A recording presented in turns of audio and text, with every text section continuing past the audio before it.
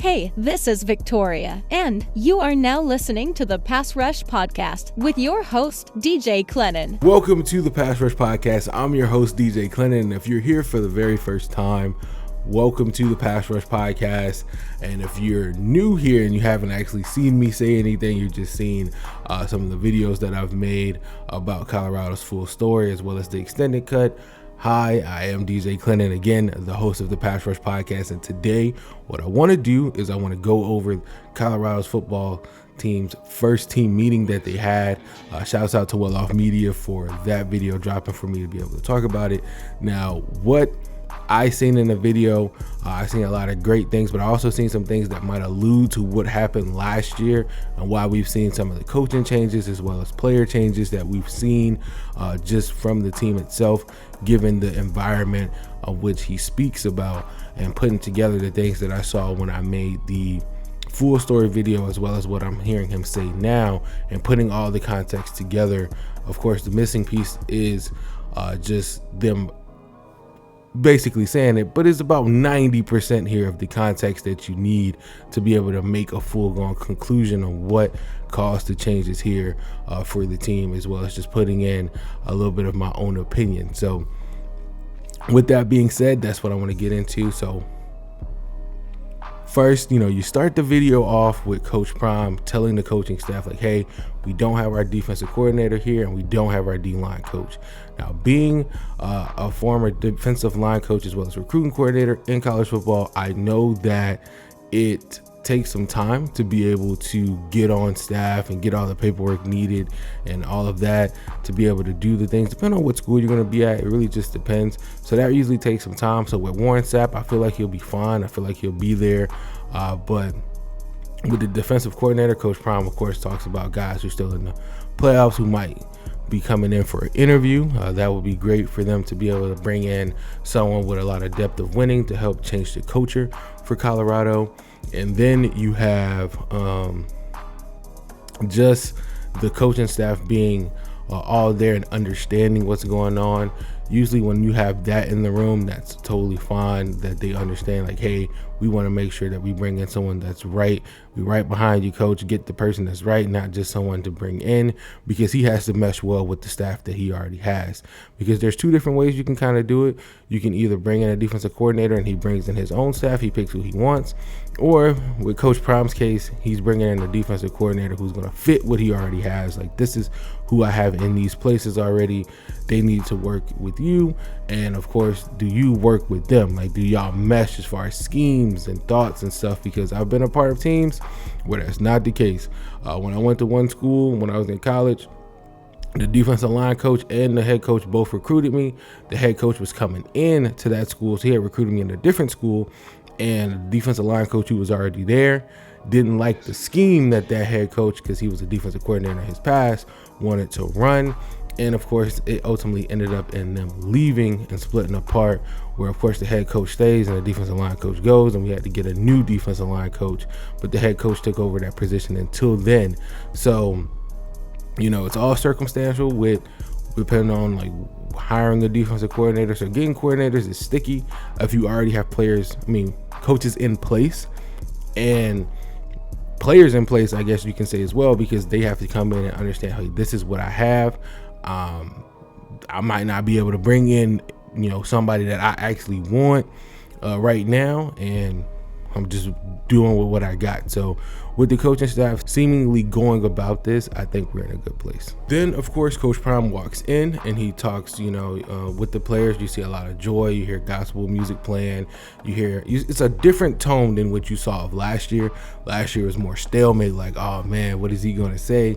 This year, a lot more playful. Guys are understanding, like, hey, I've been through this before. I know what coach gets mad about. I know what he don't get mad about. We good. Everybody's good and comfortable. Even with the coaches who are already in there, you see more talking from them as well. We do kick things off with after that with coaches all coming in, introducing themselves, letting them know who they are, putting a face with the name. But of course, everybody didn't talk too long, because one, Coach Prime said he wanted to go ahead and get through it, and then two, in the individual room, that's when you will more so really get to know your coach. He'll talk more about his background, what he sees from you, what he wants to see from individuals in practice, etc. Weight room expectations, all of that comes into play then. But the offensive line coach gave the longest one. I believe he knows that he has the hardest job coming in as a new offensive line coach, and the expectations and the reality of last year's offensive line, just being able to see what he can produce. He let everybody know he was on the third floor, in that he open door policy for any and everybody to come in there, because your offensive line is the glue and the determining factor this year, because last year they felt like they had the skill but just not the offensive line. This year you'll be able to see that. Also, Coach Pat is the offensive coordinator.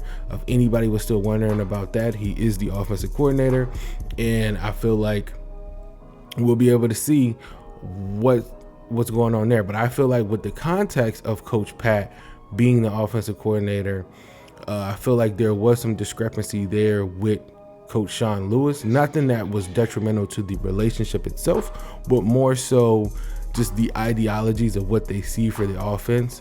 Because, I mean, in reality, it is hard to go from being a head coach to an offensive coordinator for another head coach who has a really strong personality, because you put two strong personality people together and they have to work on an idea.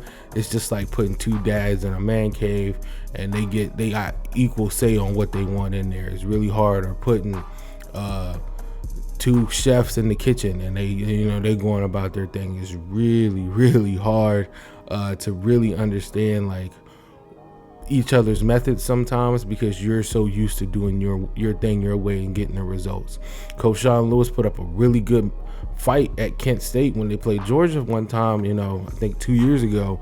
So, I mean, he can coach a team as a head coach, but to leave that role, go down and be an offensive coordinator is really hard when you're used to that say-so and that expectation from everyone else around you. And maybe some things just didn't align there. So that's one of the things that kind of put into context that Coach Pat stayed. He's the offensive coordinator permanently this year. Coach Sean Lewis, of course, is gone now, the head coach at San Diego State.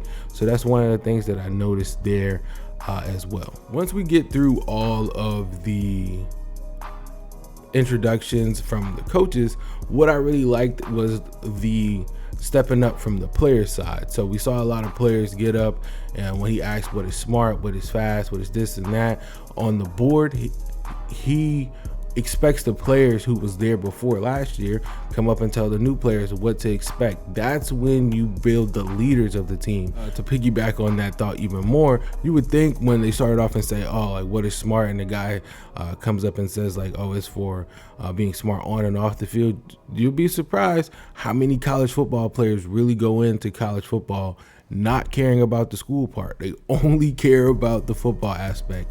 I've seen it so many times where guys just don't care about the school part. I've even seen a guy tell the teacher, I don't care about the school part.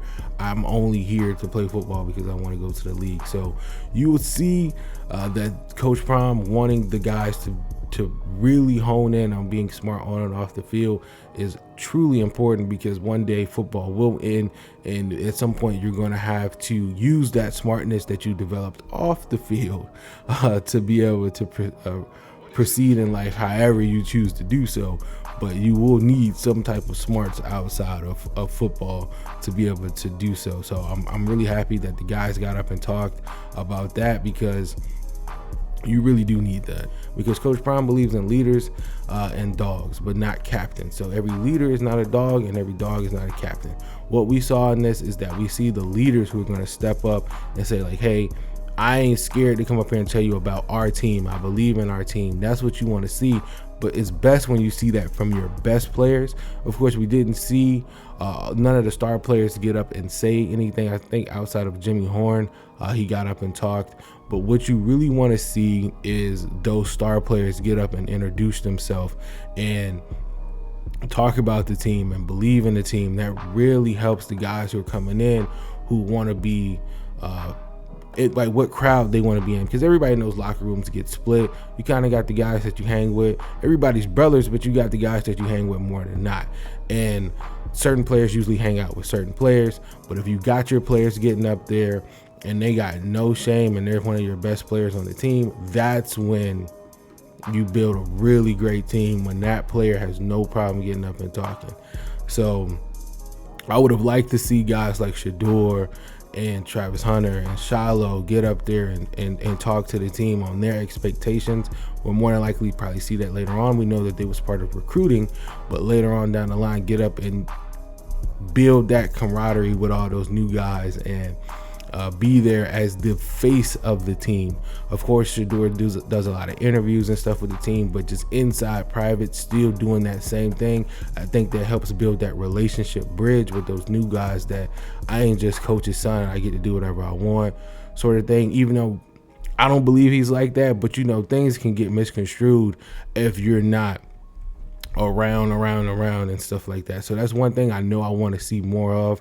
It's just those guys coming in and being the glue for the team. When your best players are the glue, it's really hard to lose. So of course, afterwards we start to see, more players get up and talk, and then they finish off, and then Coach Prime goes into a story. And I'll be honest, a lot of times when coaches tell stories up there about their time or whatever, some players usually tune out because they're just kind of thinking about, okay, the meeting's kind of over, what's next? But in this case, he really pointed out something that I think would really be beneficial for the team, which is talking about being competitive, because how you practice is how you play, and how you play is how you practice. And that's really true. And in this aspect, that what we would want to see from Colorado is that competitiveness at practice. He talked about with him and Feely, where he had to pay $5 for however many balls such and such caught at practice because they was challenging each other. That's more so a Florida thing. My dad's from Florida, and so I grew up with a Florida culture as far as like how I looked at football. So that's something that was done. Like, you getting paid for touchdowns, sacks, tackles, whatever. Like, that was an incentive. Like, hey, you go out there and do X, Y, and Z, you gonna get paid for it. So at practice, if you and your dog got a competitive thing going on, like Travis and Shador, for example, Shador at corner, and he like, if you can complete however many passes you can complete, I give you $5, $10, $100, whatever, whatever they want to decide between each other. Like, you ain't finna throw no completions on me. If you complete any, I give you this, and this. That makes practice fun. That makes playing with your homies fun. Like, that brings more so a fun aspect. But if you just practicing and you don't have any incentives outside of any motivational practice, then that's when it goes on the player itself. And if they're going to go to the league, they're going to be motivated regardless. And you don't, like at Alabama's culture, they say you don't have to get motivated, like you just come motivated. But in other cultures and other stances for other teams, it really could be beneficial to just bring that in. Of course, the coaches said they can't implement that, but the players, they can, to make it competitive. Like linebackers telling the running backs, if y'all get X, Y, and Z, we got to get y'all this. Like, even if it's food, snacks, whatever, because it's college, it ain't got to be money. Just something, because everybody ain't on the NILs or whatever, so everybody ain't got deep pockets. It can just be something to motivate between each other, to make each other better. Extra incentive to make things more fun. And when you're having fun, you play better. So I feel like that being said is something that I think the players should really listen to and think about. Like, hey, we add those incentives in there, we could do so much more as a team. Another story that took place that I really enjoyed is the Coach Prime having a guy talk about the weight room story. That's a relationship building story where the guy says that he can only do 8 with 225. So Coach Prime said he don't even lift. He went in there and made sure he had to do 9 because he couldn't let his player do more than him. That's something that you really need, which would make me want to play for Coach Prime, because my dad is just like that. I started lifting weights at 12 years old. And with him, no matter what we was doing, he always felt like he had to do more than me. Even as I got older and he got older, I remember the last time we was in the weight room together, and I was doing 315, just doing 10 reps. He was like, I can do 10 reps too. He didn't even warm up or anything. He just got under there and just started doing them just because I was doing it, because he was like, I can't let you be better than me. So I love seeing that. That just reminds me so much of my own relationship with my dad, and to see the coach doing things like that with his players, to just make sure that he continues to be there for them, letting them know like, hey, no matter what, it's just like a fun relationship building thing that even though you lifted 8 times, I'm gonna do it 9 just because I ain't gonna let none of my kids beat me. And that's the competition that you're gonna have between the players and with the coaches, where everybody is striving to just be a little bit better. Like if you did this, okay, I gotta do this. And so the last thing Coach Prime finishes up with is at the end, when they get ready to split to go to individuals, he asks the players who's gonna run each room. So that piggybacks more off what I was just talking about. Whoever is running each room needs to be able to hold everybody accountable. It can't be somebody who's afraid to call out his friend because his friend's in the room or whatever. He giving his friend special passes or something like that. No, it has to be somebody who's transparent enough to say, hey, I'm finding everybody the same way. Like, if this is our room, everybody being held accountable. From like, coach is holding people accountable, but so am I. And you can't get mad that I'm calling you out. And with people, we couldn't see who stepped up for each room, but somebody stepped up and said they're going to run each room. Let's see how that continues to go into the off season, because that is important. Because if it's the person that's saying that they're going to run the room and they're late, they're not showing up, they're messing up, and they get mad when people holding them accountable, it messes up the team chemistry, messes up the morale. You're not going to be a good team when stuff like that happens. With all of these things being implemented this year, we can see that last year they didn't have some of these things, where they didn't have people willing to step up and say and do X, Y, and Z. Being there, being a voice, being outspoken enough to not care if they gonna call you lame afterwards or whatever. None of that matters, but I feel like a lot of that is what was going on last year, which is why Coach Prime said, we gonna get it addressed with, the new guys, they get a pass today with, some of them coming in with earrings, hats, and stuff like that. But last year, he said that was happening a lot, where guys just didn't hold they homie accountable, like, hey, I ain't gonna say nothing because that's my dog. That's just my opinion that I had on the Colorado first team meeting. Let me know in the comments below how you felt about what you saw, and if you pointed out some of the same things that I pointed out when you was watching it, and what do you like to see this year from them. And again, leave it in the comments below. I'm DJ Clinton, the host of the Pass Rush Podcast. I'm out of here. See ya. Up and I shake the room.